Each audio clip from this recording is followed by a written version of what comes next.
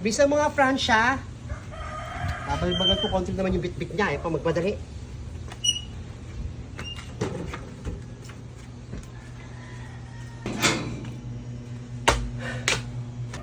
Ay, salamat. Nakagala rin tayo. Sabi mo nga yung tamang kayo doon kung buhay pa. Ay, nako.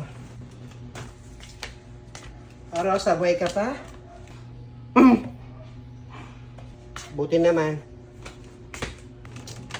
Ano, buhay pa? Ayun ma, buhay na buhay pa, may laban pa. Buti naman. Ano anak ko? Emiliana? Anong ginagawa mo rito? Gulat kayo, no? Manda kay sa akin. Anak? Ma? Anak? Salamat, ma. Salamat, ma.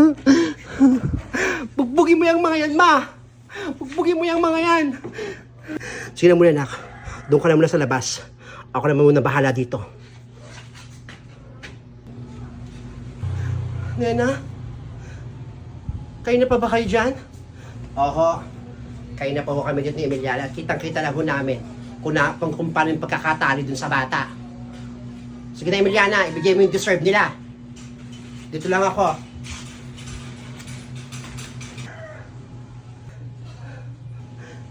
Makinig ka na muna sa amin. Anong paliwanag? Anong pang-aaping ginawa niyo sa anak ko? Ha? Eh, kasi tinaya naman niya. Ha?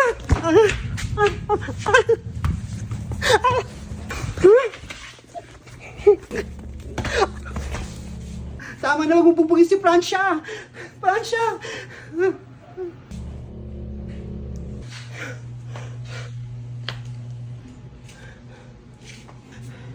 Emiliana, makinig ka na muna sa amin. Basta ka pa? Basta ka pang matanda ka? Naturing ang apo mo? Itatali mo? Ah! Ah! Ah! Huh?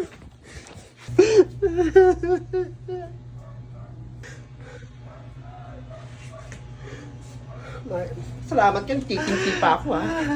Ay lang nyo natikman nyo sa akin. Wala kang galang, bastos ka talaga. Fransya, hindi mo walang malay ang hipag mo. Pati ako sinasaktan mo, hindi ka muna makinig sa akin.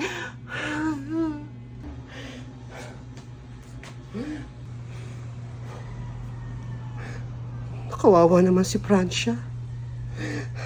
Pati si Aling Adele, pati nakapagpigil yung nanay ni Rosa. Ako. Deserve. Kasi mga maldita. Halika na, Rosa. Nena, biyahe na tayo. Halika na. Rosa, halika na, Rosa. Huwag na kayong babalik dito! Fransya! Fransya! Fransya! Fransya, gumising ka. Sakit na mukha ako. Sinapaksapak ako nung... Fransya!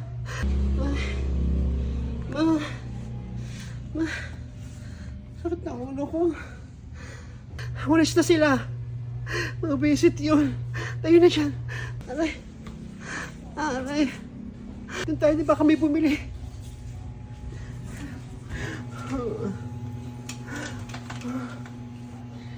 Sakit ng ulo ko.